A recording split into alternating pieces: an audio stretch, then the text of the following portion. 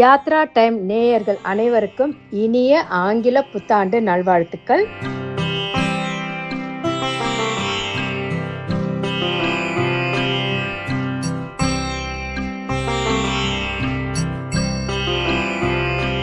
நம்ம இந்த ஆங்கில நியூ இயருக்கு உஜ்ஜைனி மாநகரத்தில் இருக்கிற ஒரு விநாயகர் கோயிலை பற்றி தான் பார்க்க போறோம். தெய்வங்களில் முதன்மையானவரா நாம வணங்குற ஒரு விநாயகருங்க.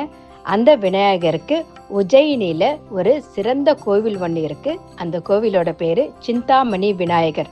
அந்த சிந்தாமணி விநாயகரை தான் நாம இந்த புதிய வருட பிறப்பு அன்று பார்க்க போறோம். உஜ்ஜயினிக்குன்னு நிறைய சிறப்புகள் இருக்குங்க.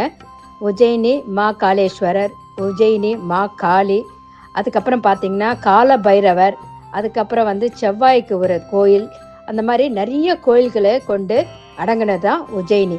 இந்த உஜ்ஜயினியை விக்ரமாதித்தன் ஆண்டார். இந்த ஊர்ல பல கோயில்கள் மிக சிறப்பு வாய்ந்ததா இருக்கு. அதுல நாம இப்ப பார்த்துட்டு இருக்கிறது விநாயகர் டெம்பிள். இந்த விநாயகர் கோயிலோட பேரு சிந்தாமணி விநாயகர் அப்படின்னு கூப்பிடுறாங்க.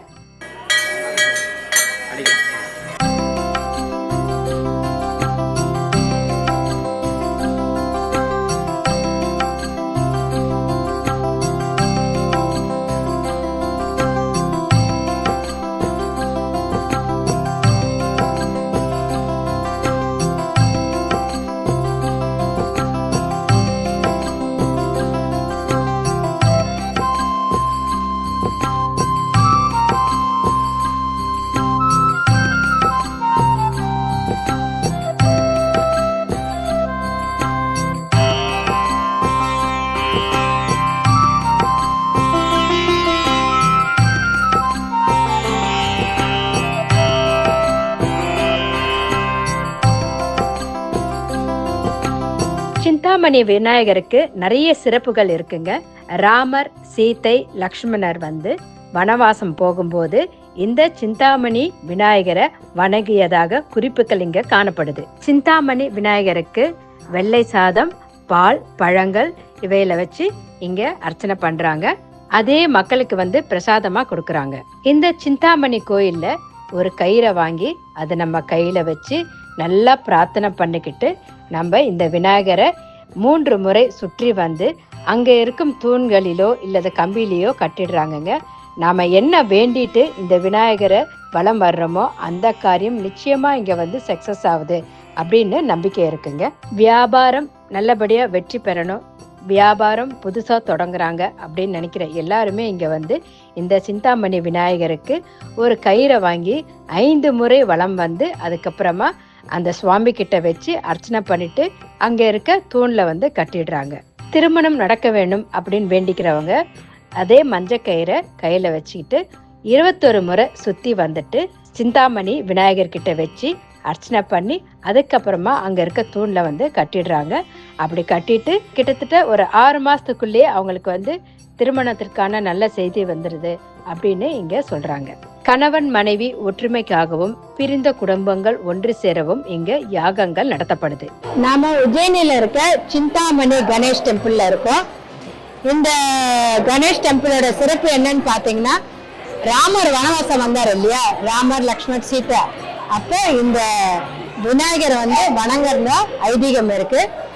அப்படிப்பட்ட ஒரு சிறப்பு வாய்ந்த கோயில் தான் இந்த சிந்தாமணி விநாயகர் கோயில். இது உஜ்ஜயினில இருக்குங்க. சிந்தாமணி விநாயகர் முதல்ல பெருசா இருக்காரு. நீங்க இப்ப பாக்குற இந்த வெள்ளி இதுல இருக்கிறவரு. அதுக்கு பக்கத்துல 2 சின்ன விநாயகர் இருக்காரு. ஒருத்தர் ஹர்சக்தி விநாயகர்னு சொல்றாங்க, இன்னொருத்தர் சித்தி விநாயகர். 3 விநாயகர் இருக்காங்க. ஓம் விக்னேஸ்வராய நம. 5 கரத்தனை, யானை முகத்தனை, இந்து நிலம்பரை மூலம் வைத்தனை, நந்தி மகண்டனை, ஞான கோயிலினை குந்தியில் வைத்து போற்றுகின்றேனே விக்னேஸ்வரன். இந்த விக்னேஸ்வர மந்திரம் சொல்லிதான் நம்ம எல்லாத்தையுமே ஆரம்பிப்போம். அதே போல ராம, லக்ஷ்மண, சீதா தேவி இங்க வரும் பொழுது இங்க இந்த விநாயகரை வழிபட்டதாக ஐதீகம் சொல்லப்படுது. இந்தியாவில 5 பெரிய விநாயகர் இருக்காங்க. அந்த 5 பெரிய விநாயகர்ல இவர் ஒருத்தராக சொல்லப்படுகிறது. ஸோ இந்த விநாயகரை நம்ம வணங்கும் பொழுது எல்லாருக்கும் எல்லா சித்திகளும் எல்லாம் கிடைத்து எல்லாம் வல்ல இறைவன் துணை புரிய வேண்டும் என்று விக்னேஸ்வரனை வழிபடுகிறோம்.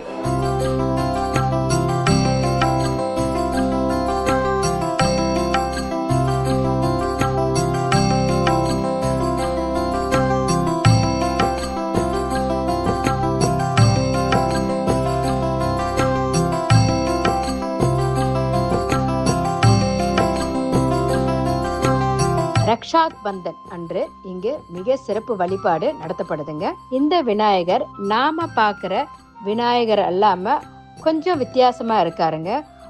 இது ஒரு பாறை வடிவில் இந்த விநாயகர் இருக்காரு. அவருக்கு பக்கத்துல 2 குட்டி விநாயகரும் இருக்காங்க. இதை சித்தி புத்தி அப்படின்னு சொல்றாங்க. இந்த சிந்தாமணி விநாயகருக்கு எதிரே ஒரு அழகிய வெள்ளை நிறத்துல சுண்டலிய பார்க்கலாம். இந்த சிந்தாமணி விநாயகர் ஒரு சுயம்புங்க.